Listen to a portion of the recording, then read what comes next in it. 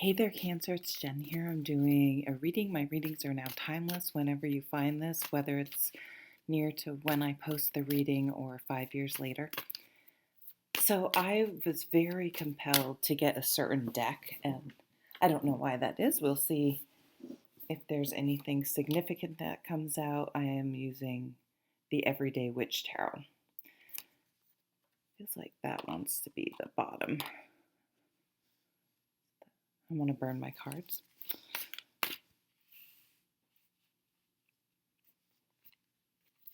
I hope you guys are doing well. Just give me a second to center here.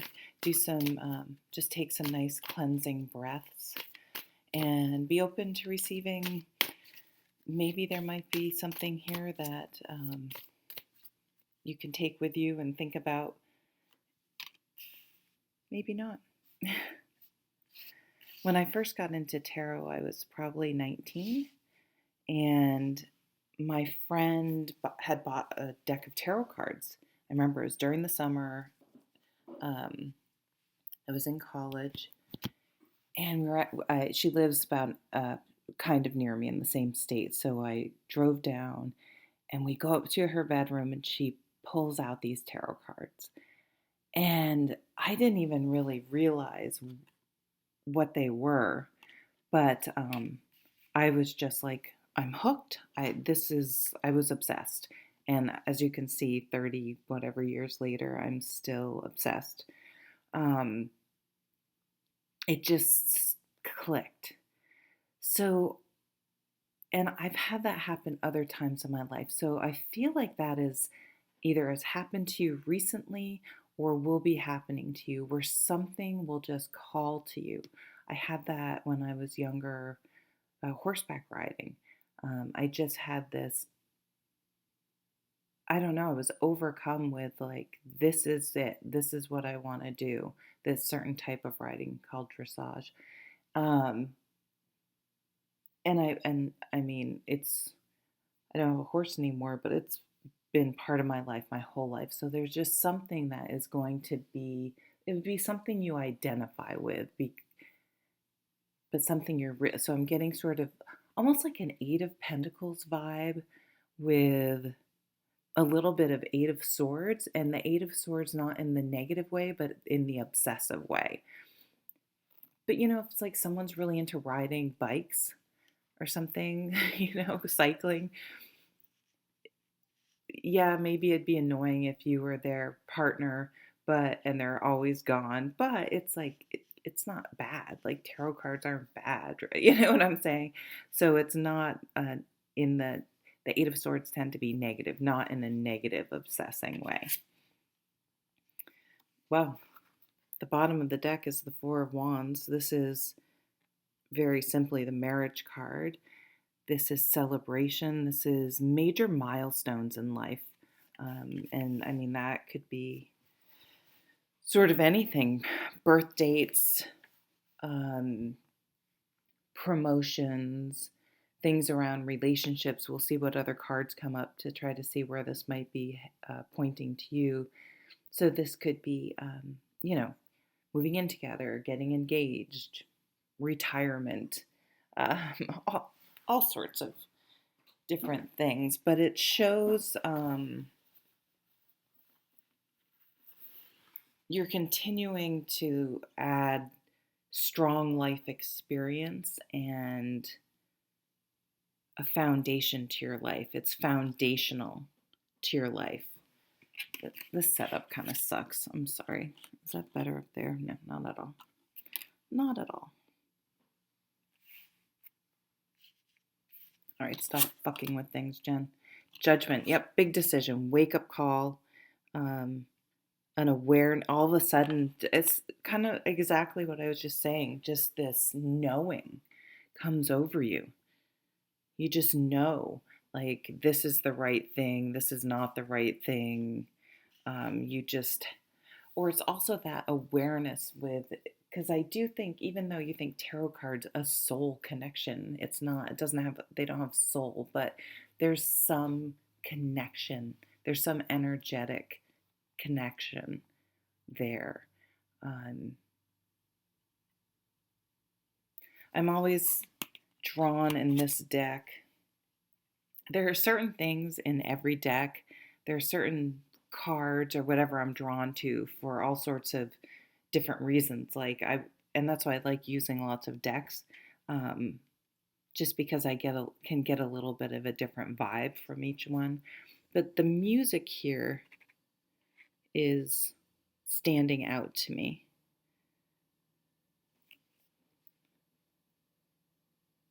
The cat's playing with a butterfly, which is transformation. This is transforming your life. Um, the Judgment card, Five of Swords. So, Five of Swords is just you think about things in a different way, you approach things in a different way. And I mean, it could be someone that's just a narcissistic asshole that it's just all about them. It's always going to be all about them, no matter how much no matter what you do, because you can't control a selfish person. You know what I mean? Um, it's right fighting sometimes. Like, I'm going to fight and I'm going to find a way to hurt you to win. See, if the end game is who can hurt the other person the most, I mean, sure, some arguments go there, and the truth comes out hurtful, but it isn't it's a very rare occurrence. I mean, that does happen, right? But this is the type of the person that always has to get the last word, that has to, I don't know. It's just bullshit. It's just someone that's an asshole. And whatever way they present themselves, I feel like this person may present themselves one way, maybe in public, like they're super fake, but they're totally different, at home or when no one else is watching. Okay, what's up with this? Why is that out there? Oh, fuck the devil. Yeah. Yeah, same thing. This shows the duplicity too of this person to me. He's trying two different things, but these types of people can look like anything. It's not gender specific. It's not. It's. I feel like I have to say for someone, it's not your fault that you didn't recognize this. Sometimes these people don't show their true colors till you're pretty far in. And this can be anyone, friends, bosses. You could have a friend really turn on you, I'm getting for someone. I think it's jealousy. Um, what's funny too is I almost feel like for some of you, you're like doing your thing and you're happy as fuck and you're whistling and on your journey. She isn't even looking over here. But then there's like other crap going on and there's jealousy here for it could be friends that are like jealous. I think in the long run you'll both be able to look back and or you'll be able to see that they had a lot going on and it was just coming out, and not to excuse them, but it was just coming out, being projected onto you. Um, Seven of Pentacles. Again, doing her own thing. Patience, cultivating. You're cultivating something, and I think it's your life. Honestly, I feel like you're really, really gonna have a plan and have figured something out, and are moving forward and releasing sort of guilt and um, worry over what other people think. I was listening to this podcast that I love. It's called Bob and Sherry. It's a radio morning show, but I listen to it as a podcast. And Sherry had this article that talked about the different types of, what was it? Basically anxiety. And there are different kinds. So some people have anxiety. Perfectionism. I think it was. Is that what it was? Anyway, sorry, we have the Ten of Pentacles coming out, which is beautiful. Talk about milestones and solid foundations with those two. But one was like your perfectionism within yourself, like you drive and drive and drive and drive and drive. Because perfectionism is an obsessive, um, unhealthy on some level because it's gone past a threshold where into obsession. I guess that's now the Eight of Swords is coming up again. Um, so you're just so constantly hard on yourself. Then there was social perfectionism, and this is obsessively worrying about what other people think. So any presentation you give, any even just interaction really with people, conversations, you overplay and you worry about how it came off to that person and how you're perceived in the outside. I realized that that was me, and I didn't like that at all. I'm just going to be honest. I did not like that how close to home that hit. And now I'm forgetting what was the other one. Fuck. You could probably find the art. It was an article. Um, and I'm totally blanking on the other one. We'll see if it comes up. So that could be kind of the root of this shit going on here. We got double devil. So it could be a Capricorn. There's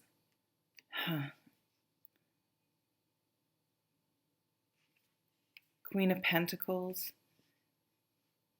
There may be an offer that, again, I keep getting this like, I don't know what the saying is, but like, wrapping dog shit up in a pretty box, it's still dog shit. That is so not something I would say, but that's what's coming out. There's some sort of bullshit offer, or it's coming.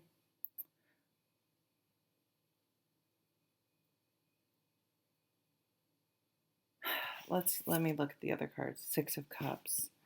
Something about your childhood you're letting go of, and that's how within the Judgment card you have this awakening and this ability to move forward now because you see something.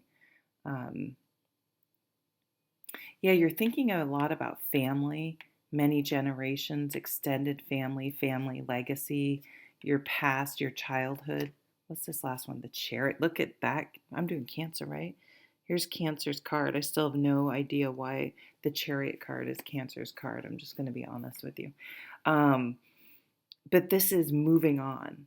This is taking action in life instead of reacting to things. There are the people that everything happens to them. Nothing's their fault. Nothing there is their responsibility. They don't have a choice. And they don't like the job they're in. They just get the next job that they can get that's available.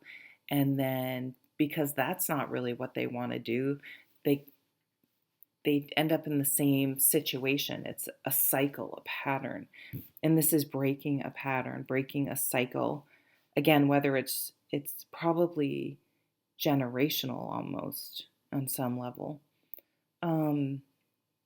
And saying, no, this is what I want and this is where I want to go. You're on this journey.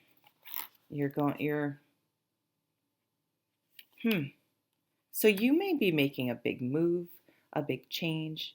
This the Chariot can be moving, travel. Could be just really mundane things like cars. But I almost see you out driving in your car, listening to music and just being super happy. Oh my God, I love that. That's one of my favorite things to do. If it's, if I'm in that mood, yeah. The Queen of Pentacles. She, on some way, tempers that devil to me. Isn't this gorgeous? This card gorgeous? It's one of my favorite cards in this deck. I mean, she's obviously stunning, but also all the different colors. I just love the subtlety, yet the beauty. Oh, so nice. So the Queen of Pentacles tempers the devil cards because she's so grounded. Um, the temptation is, she's just like, yeah, I see you. I see you, fuck boy. I see, I see this bullshit job offer where you're giving me more work and a bullshit title, but no, not really any more pay. I see that.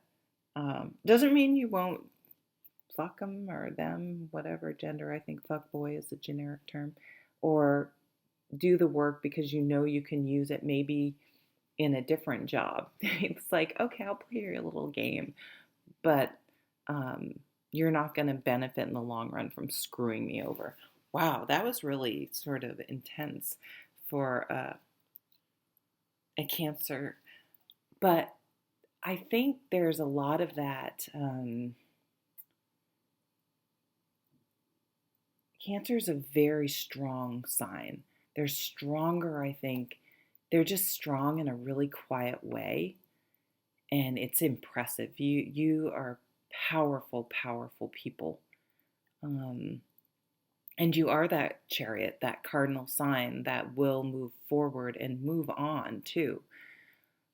I feel like you're not one to fuss and complain, but you have a limit, and once it's reached, you're fucking merrily on your way. You're like, see ya, I'm out of here. I'm getting in my carriage and I'm out. So you guys, yeah, a big kind of epiphany, a big healing, a big spiritual, um, a greater spiritual awareness about things, which allows you to move forward with a lot of confidence.